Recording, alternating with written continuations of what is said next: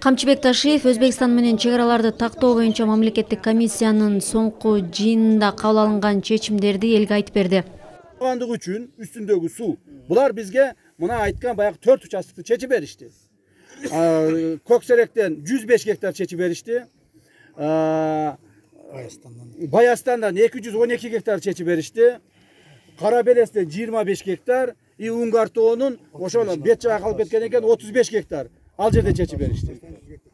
Акташ Карасуудан 100 гектар суулуу жерден алды.